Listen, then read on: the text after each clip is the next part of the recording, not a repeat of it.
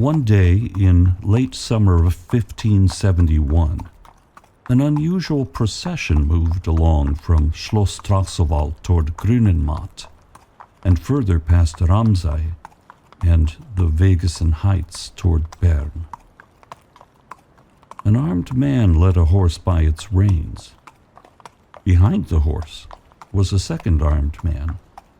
On the horse, though, sat a bearded old man with a large slouch hat on his head and a rough coat over his shoulders. Whoever looked closely at his face noticed that this was a man of steadfast conviction paired with a rare love, a man who would not be budged one bit from his faith, but in his dealings with his fellow man demonstrated only love. It was the old Hans Haslibacher, the Anabaptist teacher from Haslibach by Sumiswald. How often already had he had to journey to Bern to answer to the stern authorities. Today, Hans Haslibacher makes the journey for the last time.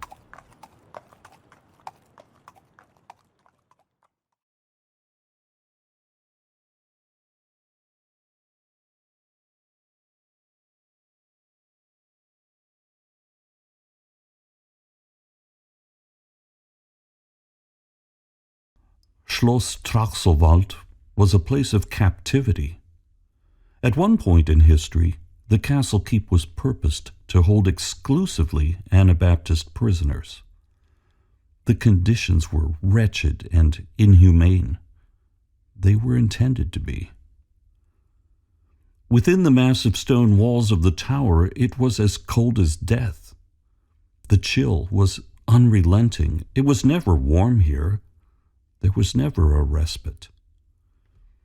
The deprivation the prisoners suffered was bleak, the torture unbearable.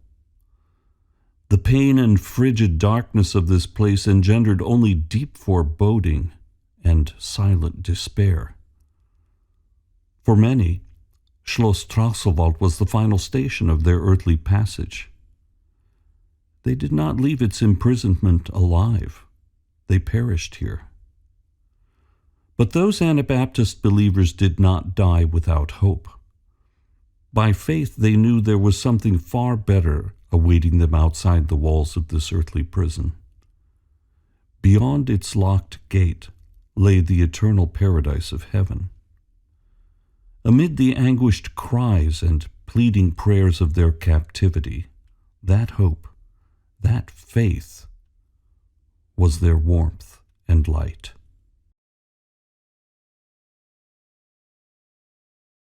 Täuferpfad, the Anabaptist path. Today in the Trachselwald countryside, there are signposts pointing the route of the Anabaptist path, a walking tour through the region, which includes several stopping points along the way, significant in Anabaptist history. The trail is a well-marked excursion.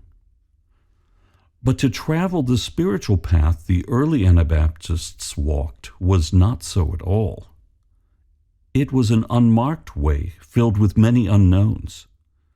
Theirs was a path of danger and persecution, the journey difficult, even treacherous, and always overshadowed by fear. Fear of being arrested, imprisoned, and even executed for their faith. For them, the stirrings of the Reformation fell still far short of the truth attested to by God's Word. It was their conviction that baptism should be performed only upon an affirmative confession of faith made by those mature enough to grasp its meaning, not uncomprehending infants. They would not swear oaths. They would not perform armed military service. This brought down upon them the unrestrained indignation and wrath of both the historical and the new state church entities. Intertwined with the government, they poured out over the Anabaptists the most bitter and cruel affliction.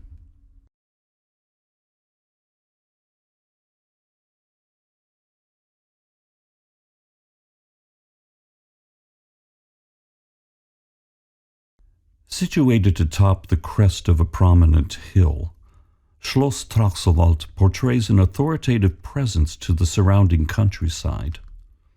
The oldest parts of its structure, of which the castle keep, the courtyard-facing portion of the palace, and the foundation of the perimeter wall still remain, date back to the second half of the 12th century. Documentary evidence indicates the castle was originally erected to serve as the seat of government for the barons of Trachselwald. Though ownership of this imposing edifice changed hands through the ensuing centuries, Schloss Trachselwald continued to serve as the seat of governmental rule. It stood as an austere and ominous reminder of unconditional authority. From the 1500s, the castle keep began to be used as a prison. Its top floor affords a commanding view of the entire region.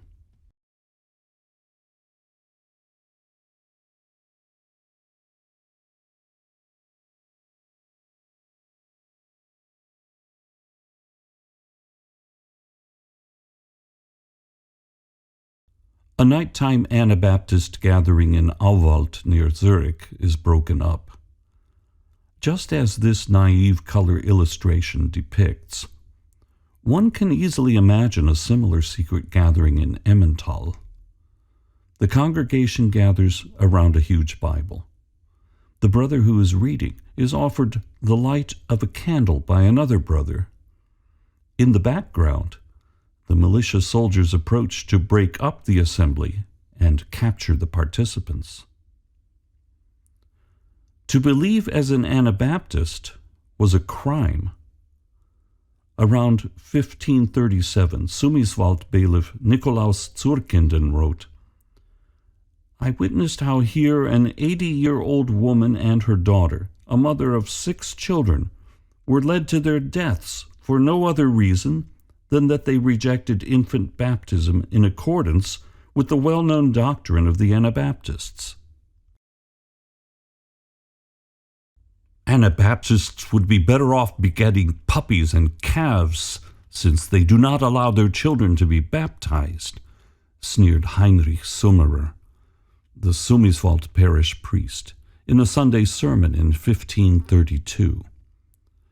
Such disparaging words did not go unchallenged.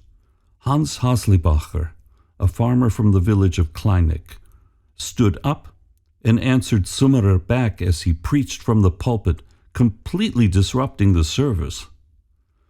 Haslibacher was afterwards summoned to appear before the church court. In time, he was remanded to Schloss Trachselwald. Entering imprisonment here carried no assurance one would leave as he had come in. Many walked in under their own power. Many were carried out dead.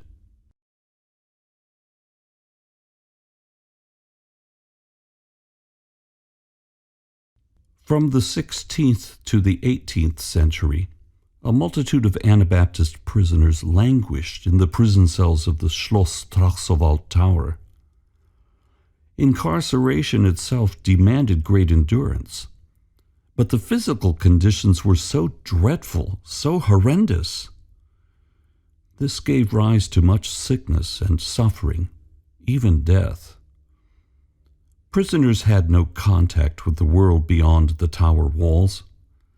Their families had no idea if they were still alive or if they had perished.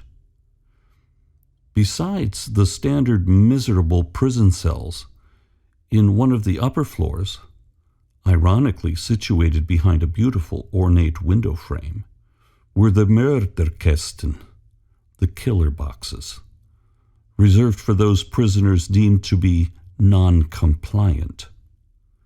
The name was not without signification. Whether the captives lived or died was of no consequence to those holding them. This crude, dark cell, not nearly so bright as it appears here with artificial illumination, was the daily existence for many Anabaptist prisoners, when they were simply allowed to remain in it. The reality is that many, upon the mere whim of their captors, were led up the spiral staircase to be abused and tortured.